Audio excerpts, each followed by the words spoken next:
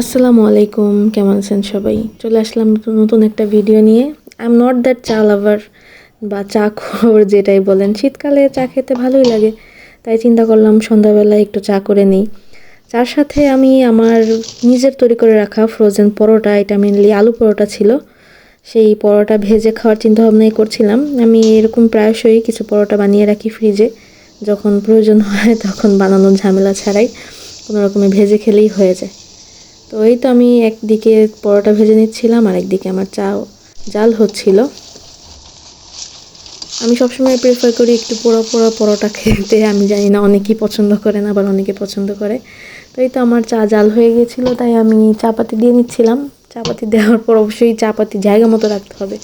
আমার হাজব্যান্ডের কথা, আমি আসলে খুবই এলোমেলো একটা মানুষ, আমি কিছুই গুছিয়ে রাখতে পারি না। এর জন্য আমার হাজব্যান্ডের স্ট্রিক্ট নির্দেশ, সব কিছু জায়গা মতো রাখবা। তো এই তো আমার নাস্তা রেডি হয়ে গেছিলো। এদিকে আবার আমার দুপুরের কিছু ডাল রয়ে গেছিলো, তো চিন্তা করলাম ডালটুকুও খাওয়া হয়ে যাবে, নাস্তাও হয়ে যাবে, এর জন্য একটু ডাল নিয়ে খেয়ে নিচ্ছিলাম। তো এই তো আমার নাস্তা রেডি, এখন বাস নাস্তা করে নিচ্ছিলাম। এইখানে আপনারা দেখতে পাচ্ছেন একটা ছোট মিনি জার আমার টেবিলের জন্য। এটা আসলে আমি আরএফএল শোরুমে যখন গিয়েছিলাম, মানে আমার এক নজরে আটকে গিয়েছিল এটা, মানে এত কিউট লাগছে আমার কাছে বোতলটা, এর জন্য নিয়ে এসেছিলাম। তো এই তো নাস্তা শেষে চিন্তা করলাম একটু সোনপাপড়ি খেয়ে নিই। আজকে রাস্তায় অনেক দিন পর পেয়েছিলাম, তো দেখেই খেতে মন চাইলো, তাই নিয়ে আসলাম। যাই হোক, সোনপাপড়ি খেয়ে এখন আমার চিন্তা রাতে কী রান্না হবে।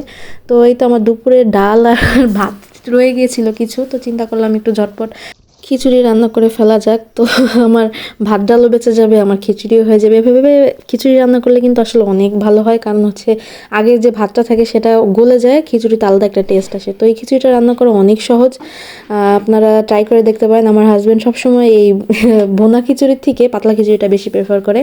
তো that is it for today. আজকের আমার ফাঁকিঝুঁকি রান্না এবং ফাঁকিঝুঁকি একটা সন্ধ্যা এবং রাতের খাবার আপনাদের সাথে শেয়ার করলাম। আপনাদের ভিডিওটি কেমন লেগেছে অবশ্যই জানাবেন।